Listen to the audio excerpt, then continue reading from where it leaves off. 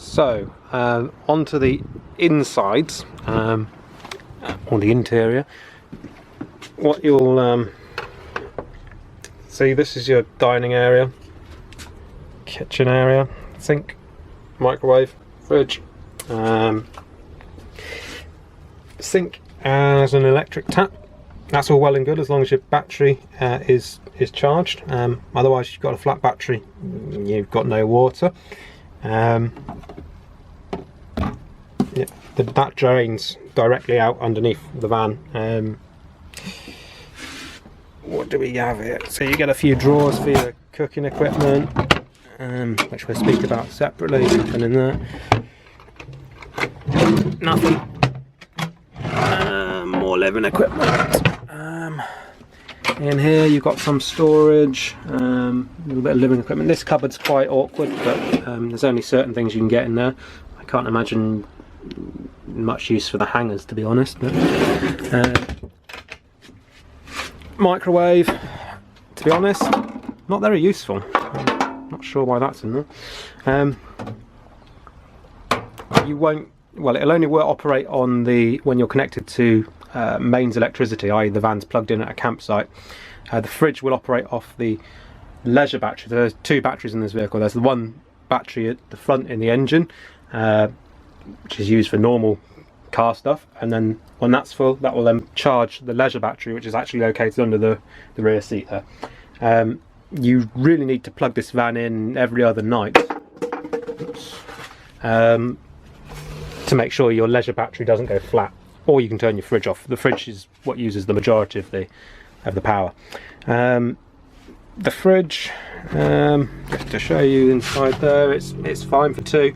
There's a little freezer compartment at the top, but it's not really a freezer. It won't keep anything properly chilled. Wasn't that clean, to be honest. You can see down here you've got some rust and muck along there. It's not going to affect its operation, and it's not near your food, but yeah, it's okay. So the other thing, this is your table, obviously.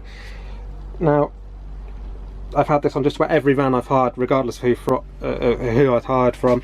The first thing that gets lost, there should be a washer on here, and there should be a washer on here to stop the whole thing moving while you're driving or eating.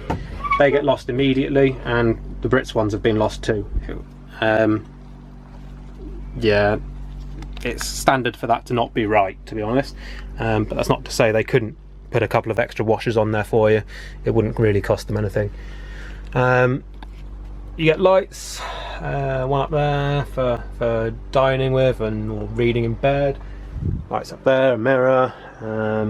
These are your mains. These are your electrical outlets for your normal mains devices. These will only become usable when you're plugged in at a campsite. Otherwise, you won't be able to use these. This is to turn the water pump on and off for the tap. That should probably be off.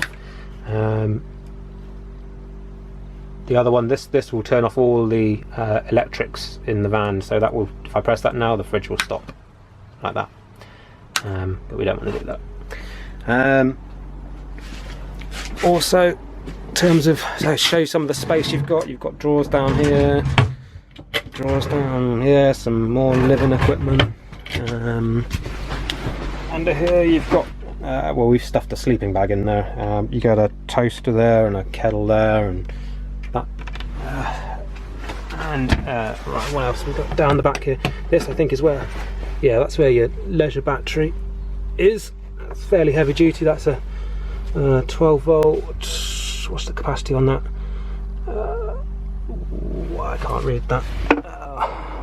116 amp hours. Yeah, it's a reasonable battery. I can't see a date on it, just tell you how worn it might be, but yeah, that's where that is. You won't normally have cause to go and peddling with that. What else? So we've obviously got this in day mode at the moment. What you'd normally do if you're sleeping, the table collapses down to this level, and you make your bed up. There's some slats that go in, some wooden slats which I think are in here.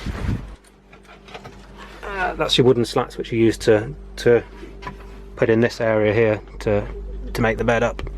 I have to say, the bed ain't comfortable.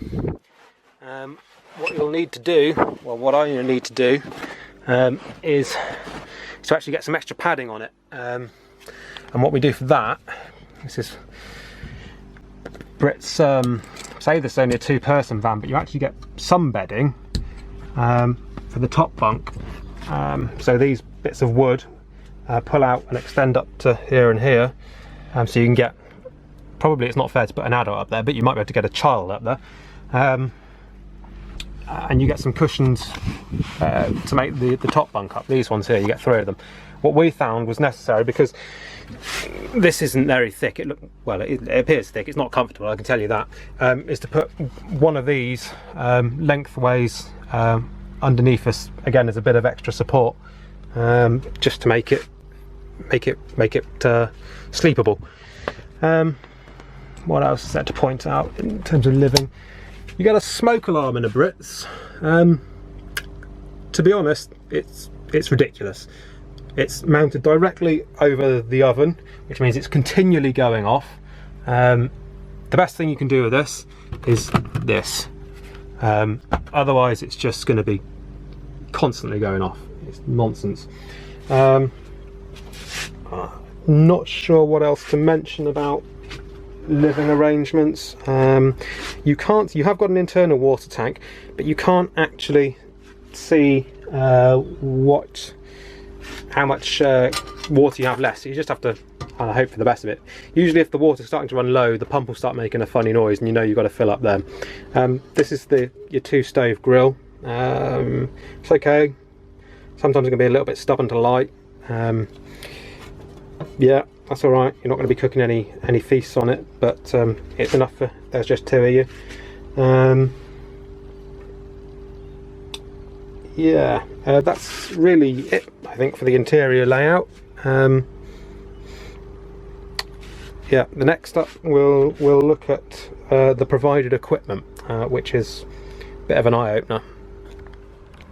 I forgot to mention, the other really important thing about the interior condition are fly screens. If your fly screens have got holes in certain parts of Australia, it's going to really spoil your experience. I'm pleased to say, actually, the Britz fly screens are all in really good nick. I've only seen one really small little hole just there. I'm not convinced anything can get in there. Certainly when I've hired from Travellers Autobahns, these are usually knackered. But yeah, I'm pleased to say, Britz, your fly screens are in good shape.